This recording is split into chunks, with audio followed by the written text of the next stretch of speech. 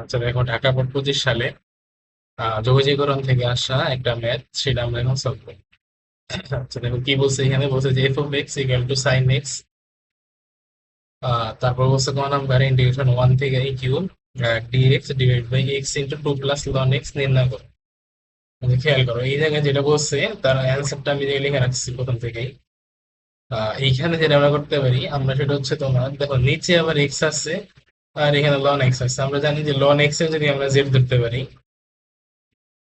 হ্যাঁ, মনে করো অনেক জেড ধরলাম, তাহলে কিন্তু আমরা যদি উভয় পক্ষের সাথে তোমার ডিফারেন্সিয়েশন করি, যার যার সাপেক্ষে তার ডিফারেন্সিয়েশন করি, তাহলে এখানে আসবে 1/x dx equal two DZ. তাই না? তো 1/x বলতে এইটাই, তাই না? এটা কিন্তু আমার এখানে আছে। তো দ্যাটস আমি চাইলে কিন্তু লন এক্সটারে জেড ধরতে পারি। তো এখানে আমরা তাই করলাম, লন এক্সটারে জেড ধরছি, দেন 1/x ডিএক্স ইকুয়াল ডিজেড আসছে। তো এখানে ডিজেড বাই এক্স, তারে আমরা হচ্ছে তোমার ডিজিট হিসেবে লিখছি এই জায়গায়, আর নিচে 1 + ln x, এর আমরা জেড ধরছি, তাহলে 1/2 + x আসছে।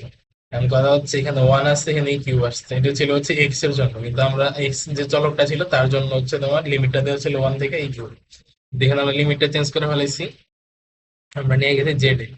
দ্যাটস ওয়াই আমাদের এখানে জেড এর সাপেক্ষে লিমিটটা নিতে হবে। যখন এক্স ছিল তখন কত ছিল, 1 আর কিউ, যখন জেড তখন কত কত আসবে। তো বুঝতেই পারতেছো, একটা জায়গায় বসাতে হবে লন 1, লন 1 মানে হচ্ছে 0, ওই জিরোটা এখানে আমরা বসাইলাম। আর আরেকটা হচ্ছে তোমার লন দিয়া হচ্ছে আরেকটা ই কিউ, এক্স এর জায়গায় ই কিউ। তো লন ই কিউ, তাহলে 3 এর সামনে আসলে লন আর ই কাটাকাটি যায় বা নালিফাই হয়ে যায়। ওকে, তো চলে গেল হচ্ছে তোমার লন আর ই, তাহলে আর থাকলো হচ্ছে 3, দেন এখানে আসলো 3।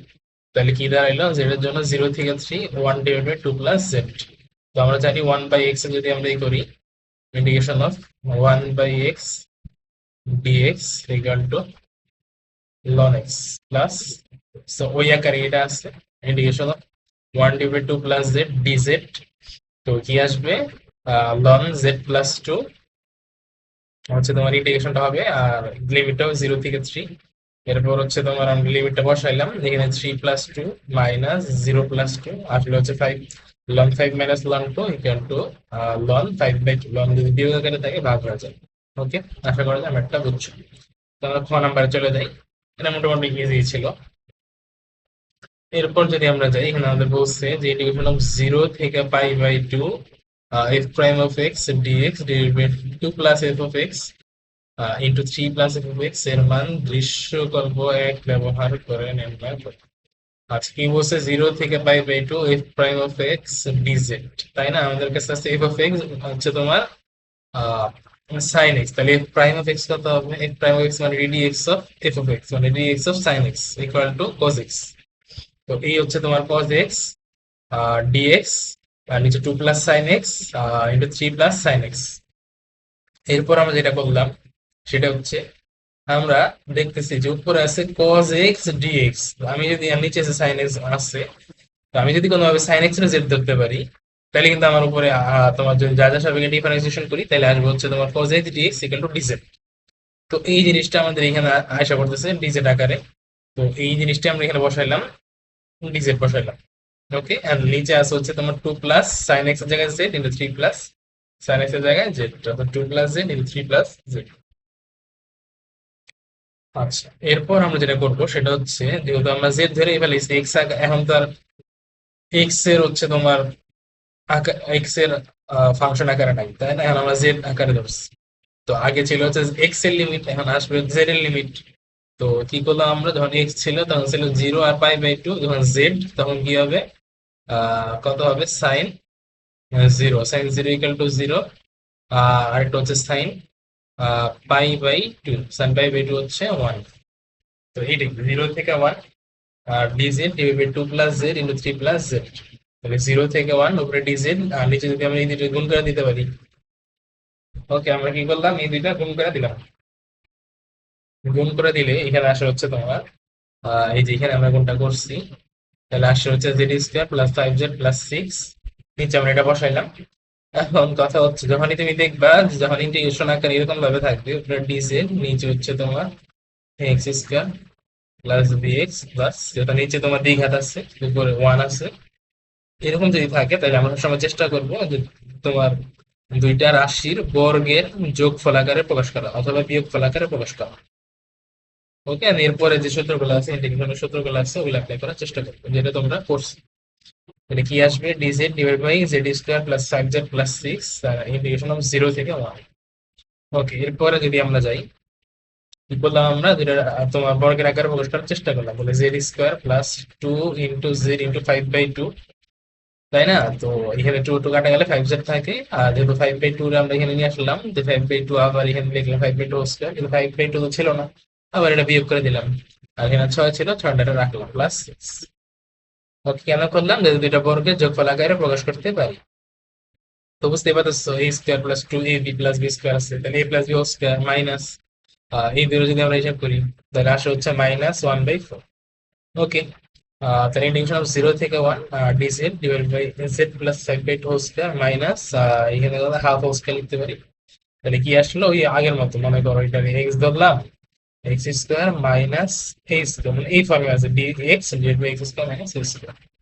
তো সূত্র একটা আছে, যেটা হচ্ছে তোমার integration of dz divide by x square minus a square equal to 1/2 epsilon modulus of x minus divide by x plus a plus c। ওই সূত্রটা হিসেবে আমরা লিখলাম যে তোমার 1/2 আইসে, এ কত? এ হচ্ছে তোমার হাফ, এখানে এ হচ্ছে তোমার হাফ।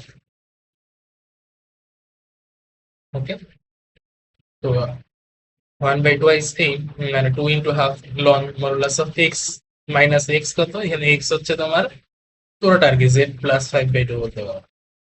ওকে, জেড প্লাস 5/2 হচ্ছে তোমার এখানে এক্স, তাহলে জেড প্লাস 5/2 মাইনাস এ কত? হাফ, আর নিচে হচ্ছে জেড প্লাস 5/2 প্লাস কত? হাফ। এই হচ্ছে তোমার ইন্টিগ্রেশন করলাম, আর আমরা লিমিটটা বসালাম 0 থেকে 1। এরপর আমরা হচ্ছে তোমার প্রথমে কি বসালাম, যেটা যে 1 বসাইলাম, তাহলে আসছে হচ্ছে তোমার এইরকম। তারপর যেটা জায়গায় 0 বসাইলাম, মাইনাস দিয়ে 0 বসাইলাম, তাহলে আসছে হচ্ছে এরকম। দেন আমরা বলতে পারি অ্যান্সারটা আসলে হচ্ছে লন 9/8, মানে ক্যালকুলেশন করার পর। ওকে, কিন্তু তোমরা এটা জানো যে ইন্টিগ্রেশন অফ a থেকে b F of x dx equal to কি হবে? F of B minus F of. Okay, ওই সূত্র অনুসারে আমরা লিখলাম, প্রথম লিমিটটা বসাইলাম, তারপর দ্বিতীয় লিমিটটা বসাইলাম, and তারপর বিয়োগ করে দিলাম। আশা করা যায় বুঝছো। ওকে, পরের যে ম্যাথটা আছে সেটা হচ্ছে ক্ষেত্রফল নির্ণয় করার ম্যাথ। এই ম্যাথটা খুবই ইম্পর্টেন্ট, বোর্ড পরীক্ষা আসবেই, এই বছর আসবে। y square equal to 16x আছে। আহ ওকে, এবং বলছে যে দুষ্কর্ম 2 এর পরাবৃত্ত এবং উপকেন্দ্রিক লম্ব দ্বারা সীমাবদ্ধ ক্ষেত্রে ক্ষেত্রফল নির্ণয় করো। ওকে, তো আমরা কি করলাম, এক্স আর ওয়াই অক্ষ নিয়ে নিলাম। ওকে, হ্যাঁ, এরপর আমরা এখানে দেখতে পাচ্ছি যে Y square equal to 16x, তাহলে আমরা লিখতে y square equal to 4 into 4 into x, মানে এটারে বাইরে করলাম, তাহলে ইকুয়াল টু কত? Equal to 4। এরপর আমরা বলছি যে উপকেন্দ্রিক লম্ব, আমরা জানি উপকেন্দ্রিক লম্বের সমীকরণ কোনটা? উপকেন্দ্রিক লম্বের ইকুয়েশন হচ্ছে x ইকুয়াল টু a। একটু মনে রাখবা, এটা হচ্ছে তোমার পরাবৃত্তের পড়া, সেকেন্ড পেপারের পড়া, যে উপকেন্দ্রিক লম্বের